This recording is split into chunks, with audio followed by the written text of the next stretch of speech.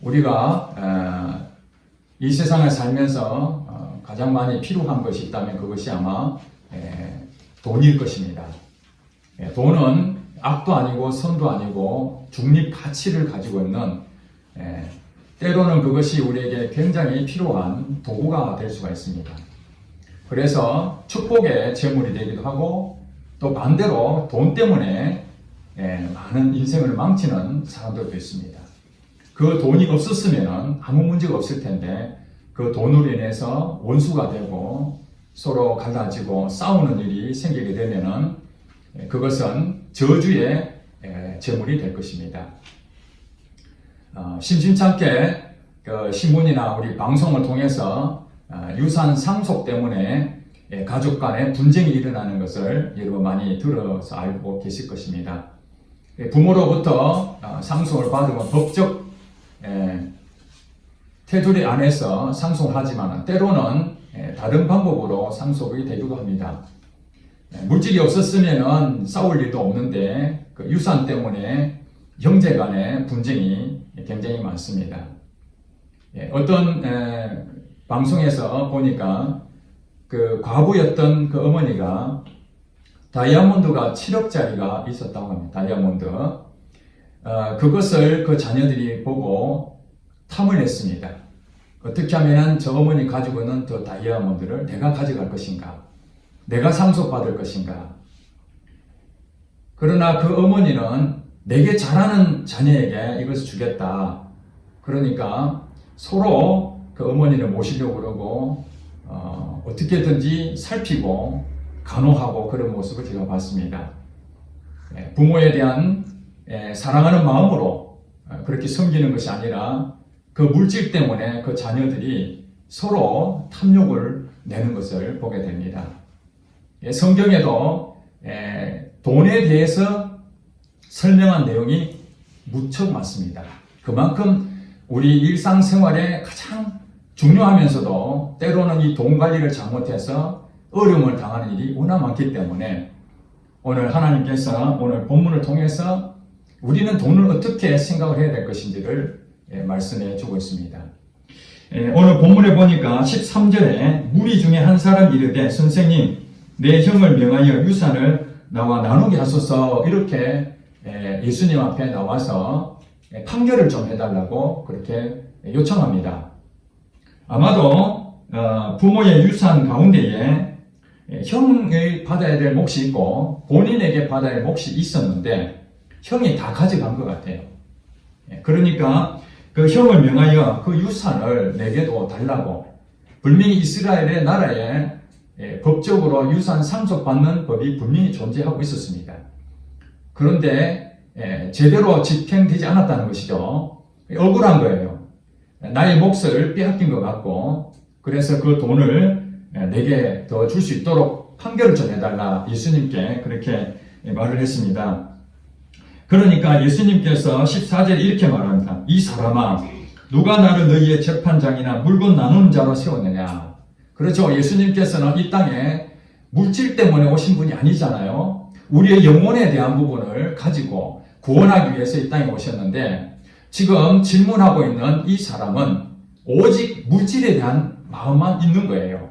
그래서 예수님이 참 훌륭하신 분이고 기적을 베푸시고 놀라운 가르침이 있다는 걸 알고 예수님에게 가면은 이 문제를 해결해 주지 않겠는가 하고 왔지만, 그것은 자기의 욕심을 가지고 있는 그 내용을 예수님이 이미 알고 계셨습니다. 그러면서 15절에 그들에게 말씀하시기를 삼가 모든 탐심을 물리치라.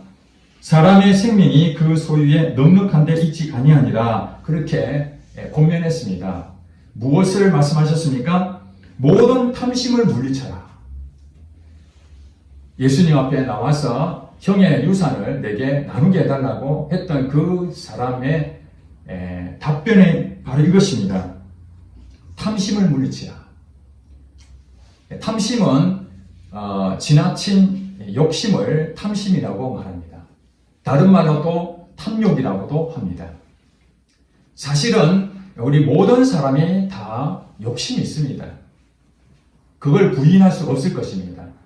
왜냐하면 이 탐심을 가지게 된 부분이 역사적으로 거슬러 올라가면은 어디로까지 가냐면은 에덴 동산으로까지 갈 수가 있습니다. 에덴 동산에 가면은 하나님께서 아담과 하와에게 이 각종 나무에서 나오는 실과를 다 먹어라. 하나님께서 마음껏 베풀어 주셨습니다. 그러나 동산 중앙에 있는 선과 악을 아는 이 선악과 나무에 있는 열매는 먹지 말라. 이렇게 하나님께서 말씀해 주셨죠. 그러나 거기에 여러분 잘 아시다시피 사단이 들어와서 하와에게 유혹하지 않습니까? 다른 것은 다 먹지 말되 다른 거 다 먹되 이 동산 중앙에 있는 이 선악과 나무는 먹지 말라 하더냐. 그러나 그전에는 그것을 먹지 않고 있었는데 순간적으로 보니까 먹고 싶은 마음이 생겼습니다. 그것이 바로 탐심이라는 것입니다. 탐욕. 다 먹을 수 있는 기회를 하나님께 주셔서 풍족한데 먹지 마라 한 것은 우리 사람이 먹어서는 안 되는 것이죠. 그것이 독이 되니까. 하나님 명령을 지켰으면 우리 사람들은 영생할 수 있었는데 마귀가 유혹하기를 욕심을 갖게 만들었죠. 먹어서는 안 될 것들을 탐욕을 부리면서 그걸 먹음으로 죄를 범하게 되고 그 뒤부터 모든 사람은 죄인이 된 것입니다. 우리도 우리 피에 탐심이 있어요. 그러니까 지금 현재 우리는 탐욕을 부릴 수 있는 여건이 안 돼서 이 지나친 욕심을 갖지 않을 뿐이지 언제든지 우리는 그런 환경이 조성이 되면은 탐심이 나올 수가 있다는 것입니다.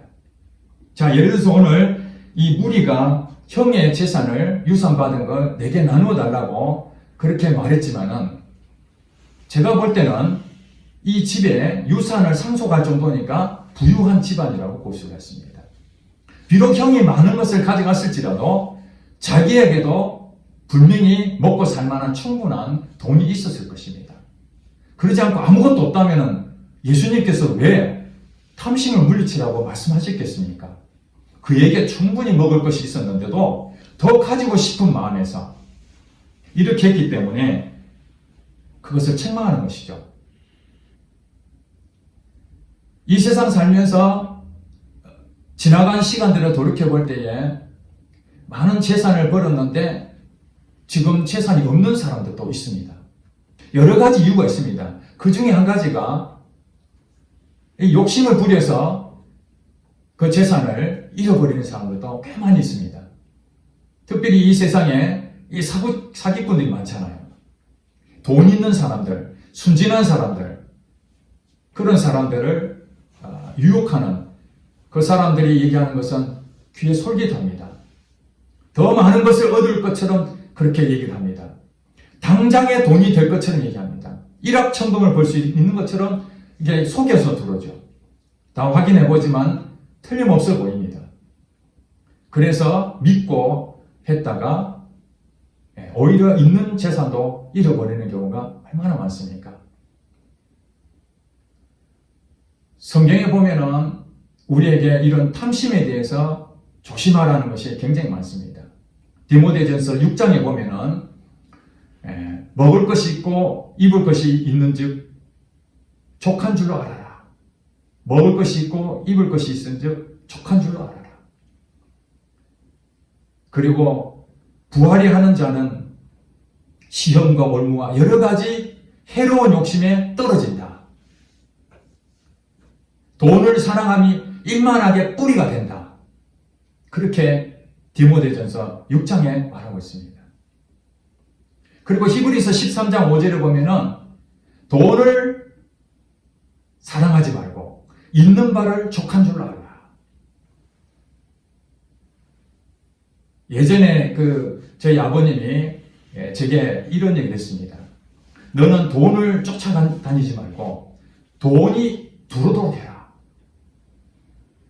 저도 사업을 해봤지만은 열심히 노력했는데 먹고 살 정도는 되는데 큰 돈을 벌지를 못합니다. 그런데 예기치 않는 어떤 일이 생겨서 갑작스럽게 돈이 크게 벌리는 경우가 있었습니다. 내가 하는 일을 열심히 하면은 그 열심히 한 것에 대해서 예상치 못한 부가 오기도 합니다. 어떤 연예인이 그렇게 말했습니다. 자기는 연기를 열심히 하는데 자기는 돈을 생각하지 않고 작품을 보고 그 작품이 마음에 들면은 자기는 최선을 다해서 연기를 한다고 합니다. 연기를 잘하니까 당연히 인기가 높아졌고 인기가 높아지니까 부도 같이 따라왔다는 것입니다. 근데 어떤 연예인은 돈이 없으니까 돈이 많이 주는 대로 그 작품에 관계없이 연기에 관계없이 돈 주는 대로 쫓아다니다가 실제로 연기에 더 전념해야 되는데 돈 맛에 눈이 멀어서 실제로 인기도 못 얻고 소리 소문 없이 사라진 연예인들이 얼마나 많은지 모릅니다. 어떤 기업체 사장이 그렇게 얘기를 했습니다. 정말 성실하게 하는 사람 뽑을 것인가? 아니면 능력 있는 사람, 돈을 얼마를 줄 것인지 그렇게 생각하는 사람하고 둘 중에 누구를 뽑을 것인가? 돈보다는 정말 이 회사에 최선을 다하고자 하는 그 사람을 뽑아야 된다. 왜냐하면 돈 주고 능력 있는 사람 쓰면 지금 당장은 좋지만은 다른 데서 돈을 더 많이 주면은 그쪽으로 가지 않겠는가? 그렇죠. 사람들은 돈을 쫓아다니게 되면은 그 돈에 대해서 더 많이 준 대로 자꾸 이동하게 되어 있습니다. 오늘 우리 교회 성도님들은 그런 탐심의 자리, 환경이 없기 때문에 크게 걱정 안 하셔도 될 것입니다. 그러나 앞으로 우리의 상황에 정말 달콤한 그런 모습들이 우리에게 주어진다면은 내가 지금 돈을 쫓아가는 것은 아닌지 아니면 하나님이 내게 돈을 공급하시는 것인지 그걸 분별해야 됩니다. 돈을 누가 주십니까? 하나님이 주십니다. 공급자가 하나님이시라는 것입니다. 학개서 2장 8절에 그렇게 말씀합니다. 은도 내 것이요 금도 내 것입니다. 믿으십니까? 예. 그리고 역대상 29장 12절에 보면은 부와 귀가 주께로 말미암는다. 그렇게 말했습니다. 우리 많은 사람은 부귀영화를 누리기 원하지 않습니까? 돈도 많이 있고 지위도 높아지길 원합니다. 그것이 나쁜 것이 아닙니다. 정당한 방법으로 부와 귀가 들어오는 것은 굉장히 좋은 일입니다. 그런데 그것이 인간의 노력으로 되는 것이 아니라는 거예요. 누가 주신다고요? 하나님으로 주신다. 하나님이 부와 귀를 주께로 말미암는다는 것은 하나님 주시는 거예요. 신명기 8장 18절에 보면은 재물 얻을 능력을 하나님이 주셨다. 그렇게 말씀하고 있습니다. 우리가 돈을 버는 것처럼 보이지만 하나님께서 그 사람에게 재물 얻을 능력을 주셨기 때문에 부를 얻을 수가 있습니다. 그래서 오늘 이 땅에 살면서 많은 사람들이 돈을 벌려고 애를 쓰지만은 실제로 그 돈의 흐름에 누가 있냐면은 하나님이 공급하신다는 거예요. 하나님이 공급하신다는 거예요. 자, 오늘 말씀 가운데에 탐심을 그러니까 물리쳐야 된다는 것이 뭐냐면은 내가 돈을 쫓아다니게 되면은 하나님이 그 사람에게 돈을 줄 수가 없습니다. 지위를 높여줄 수가 없어요. 예수님께서 비유로 설명했습니다. 뭐라고 설명했습니까? 16절부터 쭉 설명합니다. 한 부자에 대해서 설명합니다. 이제 돈을 많이 번 사람이에요. 이 사람은 그 밭에 소출이 풍성해서 이제 곡식 쌓아둘 곳이 없을 정도로 굉장히 많이 풍성한 열매를 거두었습니다. 그때 생각을 했습니다. 야, 이렇게 굉장히 많이 풍년을 들여서 지금 창고에 가득 채웠는데 이제 쌓을 곳이 없으니 어떻게 할까 고민하다가 이런 생각 들었습니다. 18절에 보니까 그래 이렇게 하자. 곡간을 헐고 지금 있는 곡간이 너무 좁으니까 더 크게 짓고 그래서 그 큰 곳에 곡식과 물건을 가득 쌓아야 되겠다. 점포를 더 크게 넓히는 거죠. 한 개가 두 개가 되고 10개가 되고 점점 늘려가는 그 계획을 세운 거예요. 우리 모든 사람들 그런 마음을 갖지 않습니까? 점점 재산이 늘어날 때마다 기쁨이 생기는 거죠. 그 재미로 돈을 열심히 벌었습니다. 그러면서 이분이 하시는 내용이 19절에 이렇게 얘기합니다. 자기 자신에게 하는 얘기예요. 내가 내 영혼에게 이르되 영혼아 여러 해 쓸 물건을 많이 쌓아두었으니 평안히 쉬고 먹고 마시고 즐거워하자. 이렇게 지금 생각했다는 것입니다. 이 물건 쌓아놓은 것이 이제 며칠 못 가는 그것이 아니라 여러 해 동안, 즉 노후 대책을 다 세운 거죠. 내 평생 먹을 돈을 가득 쌓아놨습니다. 그러고 하는 얘기가 평안히 쉬고 먹고 마시고 즐거워하자. 이제 여한이 없는 거죠. 안락한 세월을 보내는 것입니다. 즐길 거 다 즐기면서 그 재산을 벌려고 애를 쓸 것도 없고 이제 이것을 조금씩 내가 죽기 전까지 모든 걸 다 갖춰놨으니까 자기 하고 싶은 거 다 하자. 이렇게 생각했던 것입니다. 예수님께서 지금 지적하시고자 하는 것이 바로 이것입니다. 물건을 쌓아두는 것이 문제가 아닙니다. 얼마든지 더 넓힐 수가 있습니다. 그 지경을 넓힐 수가 있잖아요. 공장을 하는데 50평짜리 공장이 100평, 200평 점점 주문이 늘어나면 더 넓힐 수가 있습니다. 그런데 그것을 어떻게 쓰느냐? 이것이 중요한 거죠. 돈을 벌기는 많이 벌었는데 그것을 어떻게 쓰느냐? 자기 자신을 위해서 쓰는 거예요. 다른 사람은 하나도 보이지 않고 자기 주변에 가난한 사람들도 그렇게 많을 텐데 자기를 위해서 쓰게 되면은 예수님께서 이렇게 말합니다. 20절에 하나님이 이르시되 하나님이 그 부자에게 말하고 있는 것입니다. 어리석은 자여. 왜 어리석다고 얘기합니까? 오늘 밤에 너의 영혼을 도로 찾으리니 그러면 너가 지금 이렇게 많이 준비된 이 곡식 쌓을 곳이 없도록 딱 만들어 놓은 이것이 누구 것이 되겠느냐?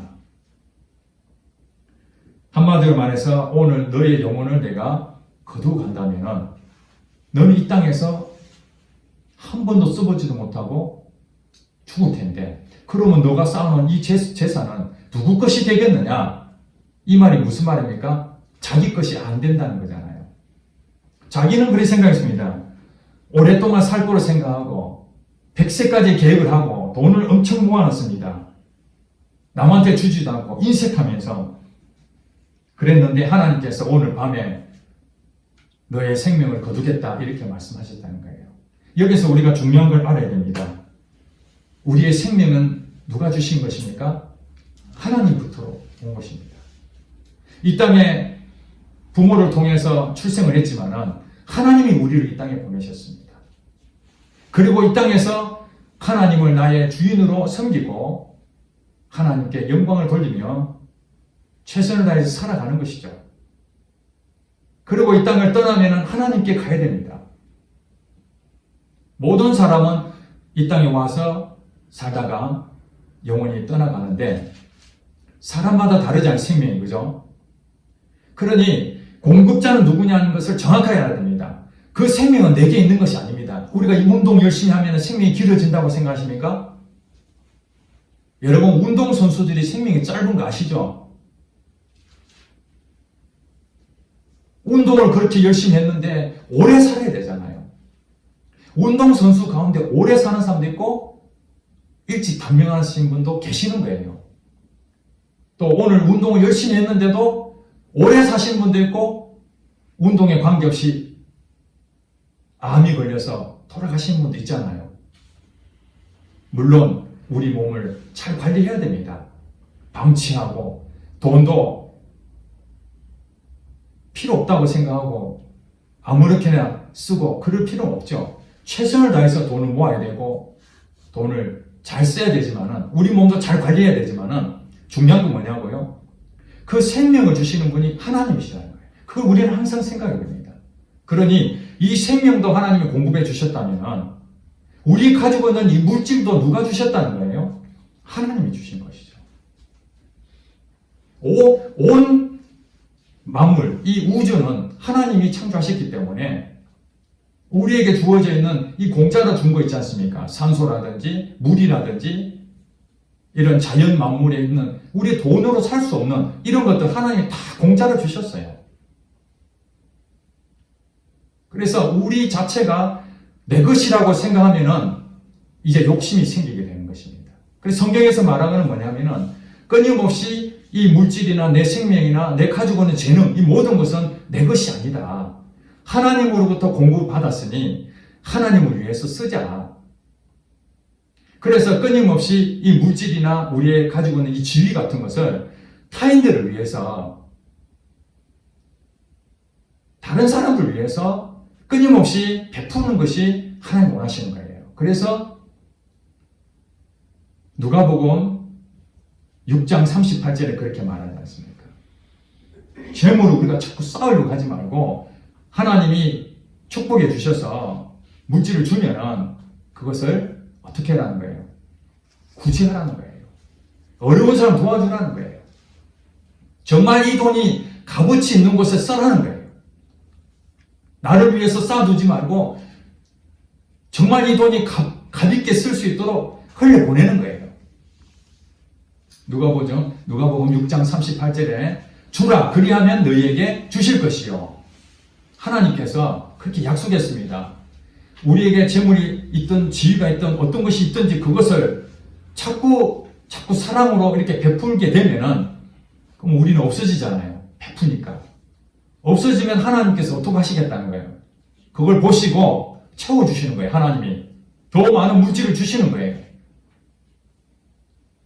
그냥 주시는 것이 아니라 후히되어 누르고 흔들어 넘치도록 하여 안겨주리라.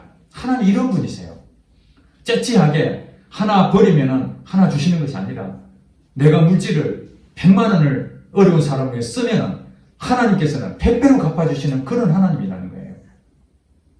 그러니까 먼저 우리가 어떻게 해야 됩니까? 먼저 주는 훈련을 해야 되는 거죠. 자꾸 주다 보면은 하나님 채워주시는 그런 기적을 경험하게 돼요.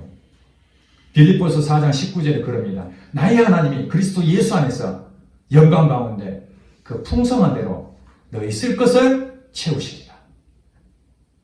하나님께서는 우리의 필요한 것을 써야 될 그런 것들을 다 알고 계시고 다 채워주신다는 거예요. 성경이 그렇게 약속하고 있습니다. 그러니까 우리는 어떻게 해야 됩니까? 이 물질에 대해서 내가 자꾸 움켜쥐려고 하면은 우리가 탐심을 가지게 되는 거죠. 탐심은 죄입니다. 골로새서 3장 5절에 보니까 탐심은 곧 우상숭배라고 그렇게 말하고 있습니다.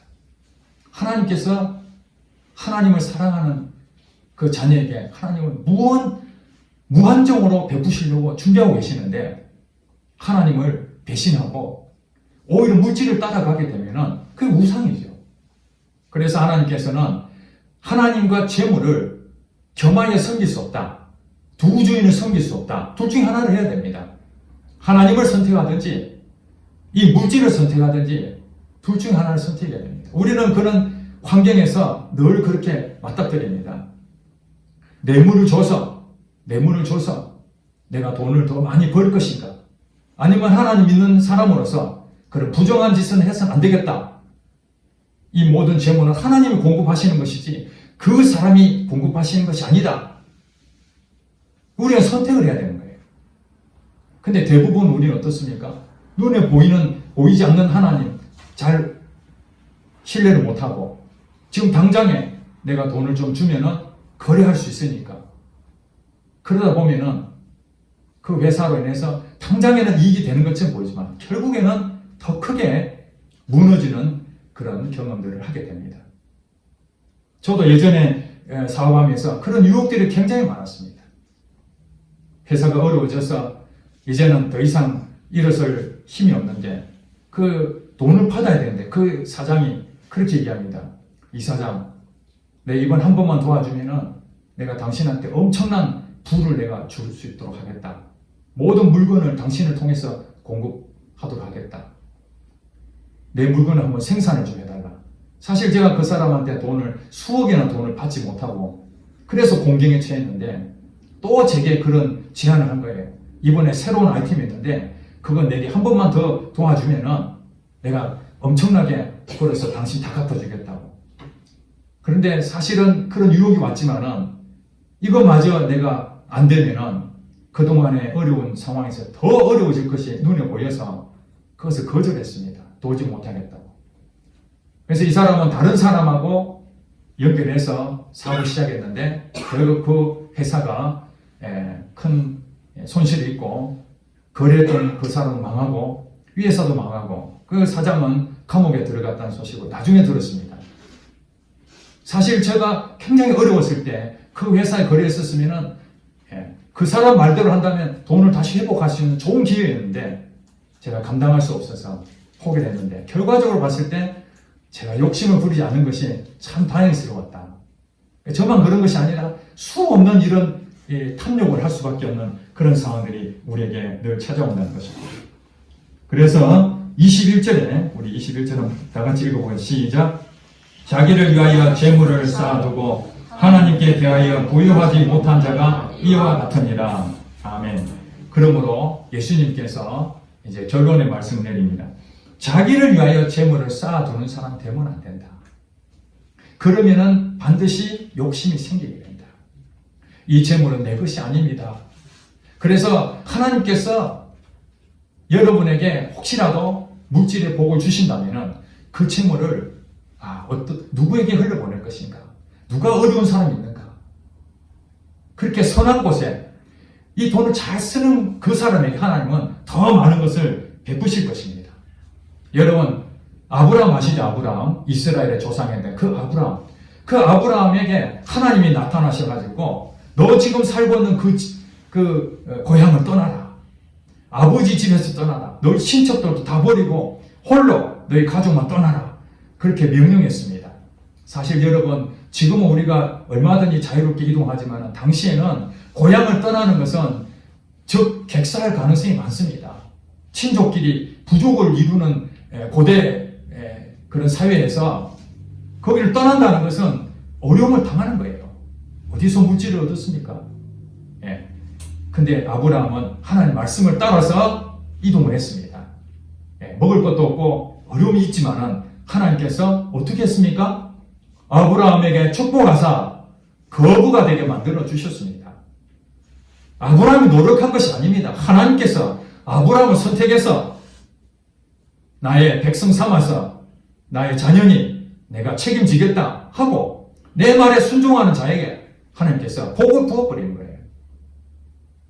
또 다윗왕 아시잖아요. 다윗왕은 사실 자기가 왕이 되고자 할 수도 없었고 될 수도 없는 상황이었습니다.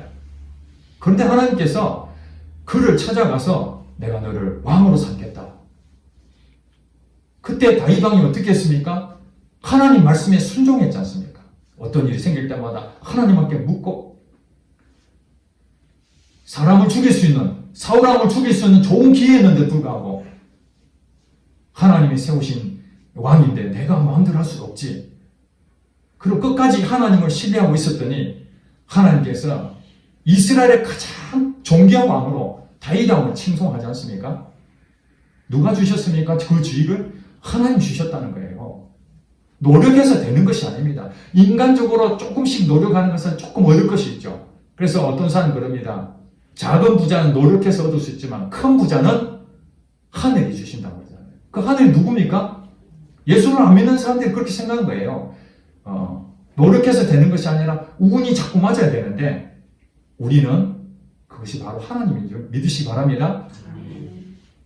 요셉도 마찬가지입니다. 요셉도 애굽 땅에 팔려가지고 종살이 하는데 그가 국무총리가 되고자 노력했습니까? 아니지 않습니까? 그저 성실하게 하나님만 믿고 주어진 일에 최선을 다했더니 그를 높이셔서 그에게 재능을 주셨는데 무엇을 줬습니까? 꿈을 해석하는 그런 재능을 주신 거예요. 어떻게 종살이가 국무총리가 됩니까? 안 됩니다. 그런데 하나님께서 그의 인생 가운데에 꿈을 해석할 수 있는 능력을 주니까 그 바로왕이 꿈을 꿨는데 아무도 그것을 해석을 못하는데 요셉만 꿈을 해석하니 높여질 수밖에 없는 것이죠. 그래서 하나님께서는 지위를 높이시기도 하고 또 지위가 높아진 자가 교만하면은 하루아침에 옷 벗는 사람도 있지 않습니까? 남들이 볼 때 부러워했는데 시간이 지나니까 감옥에 가버리고 이걸 다 누가 하시는 거예요? 그래서 하나님께서는 겸손한 자에게 하나님께서는 은혜를 베풀어 주시고 교만한 자에게 하나님께서는 물리치시는 거예요. 우리는 어떻게 해야 됩니까? 하나님이 나의 주인이십니다. 이 모든 세상의 공급자는 하나님이십니다. 하나님 내게 주신 거 있으면 그건 다른 사람을 위해 쓰라고 주신 줄 믿고 하나님 오늘도 흘려보냅니다. 하나님 영광 받아주시옵소서. 그렇게 우리가 매일매일 살아간다면 비록 우리가 현재는 어려움이 있지요. 여러분 왜 어려움이 있겠습니까? 하나님께서 물질의 복을 주시려고 하는데 그 돈을 잘 관리할 줄 알아야 되지 않습니까? 그렇죠? 우리 집안에 지금 우리 가족 말고 예전에 있는 아주 큰 정성집에 가면은 머슴들이 많잖아요. 머슴의 수장, 그 사람 뭐냐면 그 집안을 잘 관리해야 됩니다. 그걸 청직이라고 그래요, 청직이. 잘 관리해야 돼요. 그런데 그 돈을 자기 마음대로 써버리면 어떻게 주인이 그 청지기를 믿고 맡기겠습니까? 성실하게 주인의 마음을 다하여 그 돈을 잘 자기 것이 아니니까 잘 관리하면은 그 청지기의 복을 받는 것처럼 오늘 우리에게도 그 돈을 잘 관리할 줄 알아야 되니까 하나님께서는 이런저런 시험을 하시는 겁니다. 물질을 줘보고 욕심이 있는지 없는지 한번 테스트도 해보고 그래서 그런 유혹이 오더라도 그걸 물리치고 하나님 주시는 걸 믿고 하나님이 나의 주인이심을 고백하고 그렇게 나의 마음을 늘 비워있고 더럽지 않은 깨끗한 마음으로 항상 하나님과 함께 하게 되면은 하나님이 때를 봐서 그 사람한테 물질을 줍니다. 하나씩. 그래서 그것에 잘 쓰면은 좀 더 큰 걸 주십니다. 우리는 이렇게 생각합니다. 하나님 많은 걸 주시면 내가 한꺼번에 확 이렇게 영광을 돌리겠다는데 우리가 지금 하고 있는 것을 조금씩 사람들한테 이렇게 베풀지 못하면은 돈을 많이 벌어도 베풀지가 어렵습니다. 그래서 예수님께서 오늘 이 비유에 말씀하시고 마지막에 뭐라고 말씀하시느냐. 다 같이 한번 쭉 보겠습니다. 33절. 그 뒤로 조금 33절. 시작. 너희 소유를 팔아 부지하여 낡아지지 아니하는 배낭을 만든다. 곧 하늘의 돈과 다함이 없는 보물이니 거기는 도둑도 가까이 하는 일이 없고 좀도 먹는 일이 없느니라. 너희 보물이 있는 곳에는 너희 마음도 있으리라. 아멘. 자, 오늘 예수님께서 비유로 한 부자가 자기의 재물을 자기를 위해서 이 땅에 많이 쌓았습니다. 한마디로 부자 될 만하죠. 자기 것을 다 가졌으니까. 그러나 진짜 부자가 누구냐? 여러분 아시기 바랍니다. 진짜 부자가 33절 말씀입니다. 너희 소유를 팔아 구제하여 낡아지지 아니하는 배낭을 만들어라. 즉 이것은 이제 여러분들이 가지고 있는 물질을 자꾸 다른 사람들에게 선한 곳에 이렇게 나눠주기 시작하면은 그것이 어떻게 됩니까? 다 하늘에 쌓아놓는 거예요. 그것은 도둑놈이 가져가지도 못하고 사기꾼한테 사기를 당할 수도 없습니다. 그러니까 우리는 뭡니까? 내가 쌓아놓는 것이 아니라 그걸 흘려보낸 것이 하늘에 계속 쌓이고 있는 것이죠. 자, 이것이 뭐가 아닙니까? 우리는 언젠가는 하나님 앞에 갈 것입니다. 하나님 앞에 갔더니 어마어마한 큰 집을 갖다 놓고 정말 놀라운 그런 광경을 볼 때에 언제 저기 저렇게 쌓여졌지? 너가 이 땅에서 이렇게 했다는 거예요. 어려운 사람의 구제하고 많은 사람들에게 베풀었다는 거예요. 여러분 심심찮게 그런 얘기 듣지 않습니까? 김밥 장사했던 할머니가 이제 자기 전 재산을 장학금으로 기부했다는 얘기. 참 그렇게 자기 자신에게는 검소하게 그렇게 살지만은 그 쓰는 물질은 참으로 귀한 곳에 쓰는 거 아닙니까? 바로 그렇습니다. 내 자신에게는 참으로 아끼고 검소하게 살아야 되지만은 타인들에게는 정말 돈이 없어서 추구하는 그 사람들에게는 내가 가지고 있는 그 물질이 그들에게 흘려보낼 때에 하나님이 얼마나 기뻐하시겠습니까? 이것이 사랑인 것입니다. 기독교는 사랑입니다. 사랑을 흘려보내지 못하면서 끊임없이 내 것이라고 주장하고 하나님 물질 주세요. 기도 응답이 안 됩니다. 하나님 저 사람이 너무 힘들어요. 그 사람이 돈이 없고 지금 생활이 안 되는데 하나님 제게 물질을 주셔서 그 사람 돕게 해주세요. 하나님 그 기도 들어주시죠. 오늘 우리에게 주어져 있는 이 물질에 대한 것은 하나님께 있다. 먹을 것과 입을 것이 있은즉 족한 줄로 여겨라. 부하려 하는 자는 시험과 올무와 여러 가지 해로운 욕심에 미혹이 되니 우리가 거기에 더 이상 미혹이 안 되려면은 나의 모든 공급자는 하나님이시다. 하나님으로부터 주어진 거 있으면 그것은 다른 사람하고 베풀고 살아가며 섬기라고 하나님 말씀하셨습니다. 여러분, 이 땅에 쌓아두지 마시고 하늘의 보물을 쌓아두는 여러분 되시기를 주의 이름으로 축복합니다. 기도하겠습니다.